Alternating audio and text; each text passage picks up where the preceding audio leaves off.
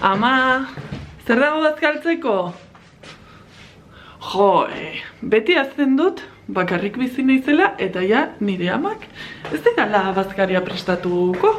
Orduan, zer egin behar dugu? Amantala hartu eta bagoaz sukaldatzera.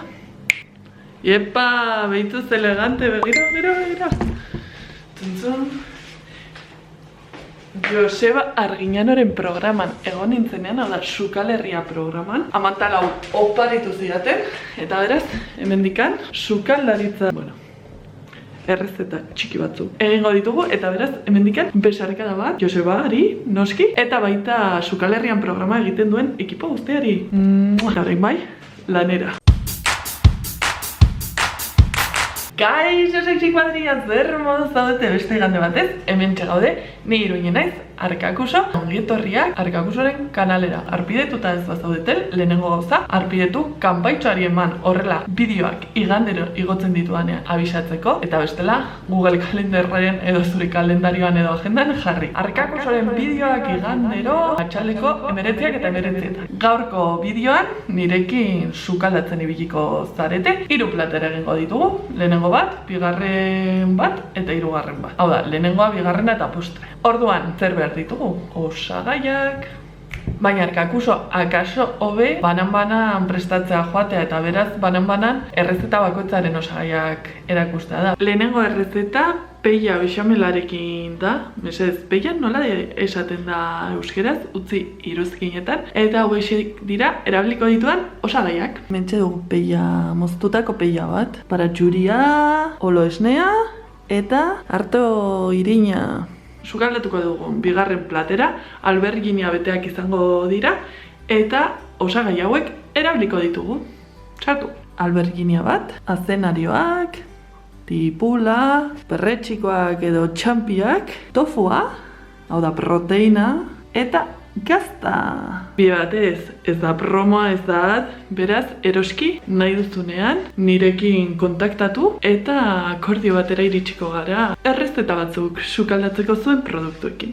Postrerako, hau da, 3. platerarako oso osagai gutxi beharko ditugu, beraz, egon adi. Marrubiak enfokatzen badira, aunque jateko ez ditut enfokatutak egon behar, ni egon behar naiz enfokatuta, eta olo esnea. Dena txikituta daukagula, osagai guztiak txikituta ditugula, hasiko gara sukaldatzen. Lehenengo, peia egingo dugu. Uretan irekiten jarri genezake, baina nik azken aldian horrelako mikroginerako estutxeetan egiten dut. Beraz, hemen sartu eta mikroginera. Baina mikroginera joan baino lehen, gatz pixka bat botako diogu. Hola, zuzete ez geratzeko, olio pixkatxo bat. Orain bai, ongi itxi eta mikroginera.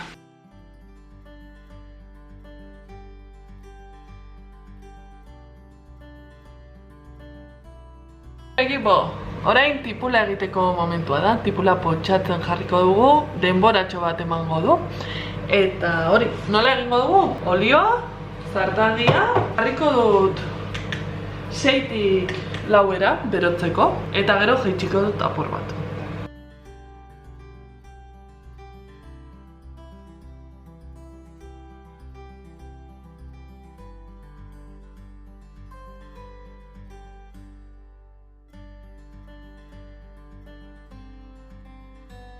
Tipula potxatzen den bitartean ere zartagi txikiago batean azenaria egiten jarriko dugu, pixkat biguntzeko, eta gero denana hasiko dugu.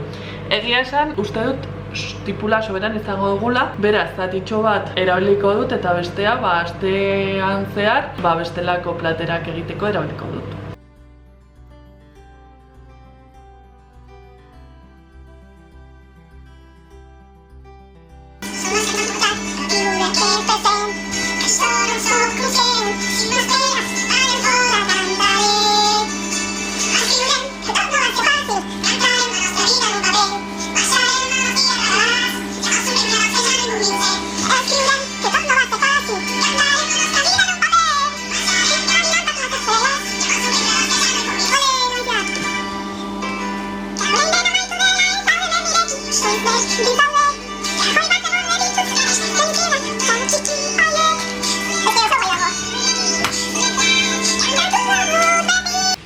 egina daukagu, utziko dugu, ze hau azkenekoa egingo dugu tita egiten delako, eta jarraituko dugu sukaldatzen. Bueno, bideo grabatzen ari naizen momentu honetan, Twitchen zuzenekoa egiten nago, eta esan diate azalorea dela. Beraz, peia ez azalorea. Hementxe badugu azenarioa, ja pixkat bigundu dela probestuta botako dizkiogu txampiak.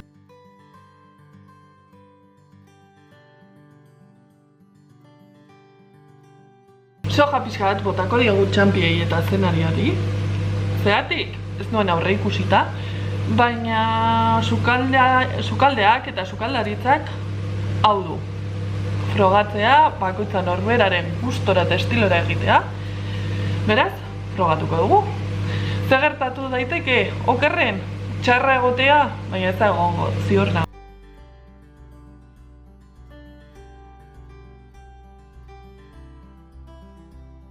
Tofua, kasu honetan egiteko, bere horretan egin genezake, pixkat zartegian jarriko dut, baina nik gaur frogatu nahi dut sazonadore bat botata eta ea zer moduz geratzen den.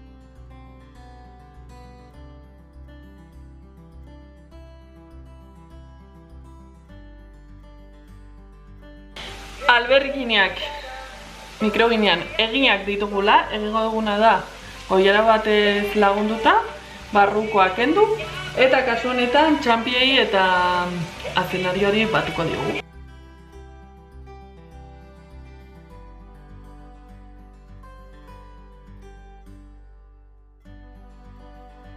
Ikusi duzuen bezala, uste ditugu ez da forzatu behar, ze bestela puskatuko zaizue ongi eginak baldin badaude. Beraz, forzatu gabe, geratzen dena gero jango dugu.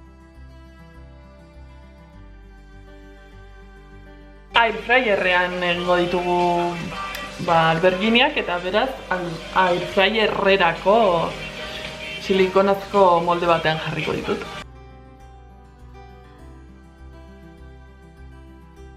Tofua zartagindik edo zutik kendu dugu, kriston ongi usaintzen du, eta orain hasiko gara bexamelarekin tipula potxatzen bukatzen den bitartean, eta horretarako lehenengo frigituko ditugu, urreztatuko ditugu baratxuriak. Zergatik hainbeste niri asko gustatzen zaidalako.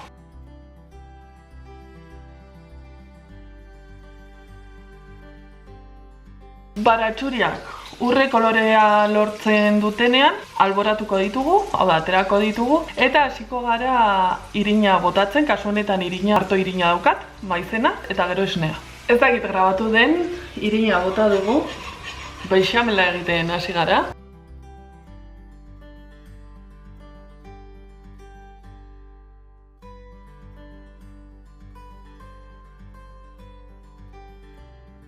Beno ekipo, ia amaitu dugu, baditugu osagaiak eta joango gara alberginiak gure osagaiekin betetzera. Ozen.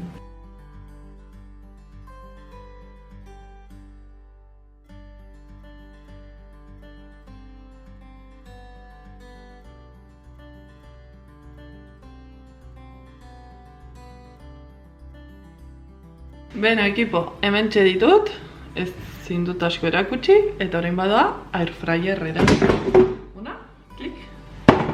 Sartuko dugu, berez egina daude, nahi duguna da pixkat gehiago egitea, berotzea, hotzak daudelako, eta gure gazta maitea berrintzea. Jarriko dugu 7 minutuz 200era, horrela krispi geratuko zaigu. Beno ekipo, alberginiak airfryerrean ditugula, prest dugu lehenengo platera, azalorea bexamelakin, eta sobratzen zaizkigun gauza guztiak, taperretan sartuko ditu.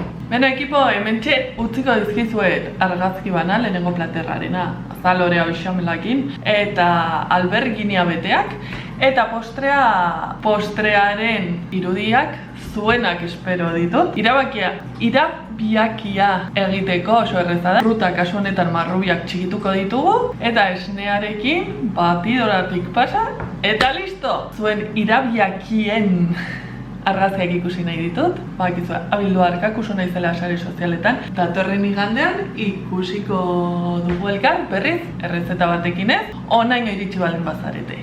mil esker, eta lehen esan dudan bezala, datorren igandera arte. Aio, sexy kuadrilla! Agur, agur!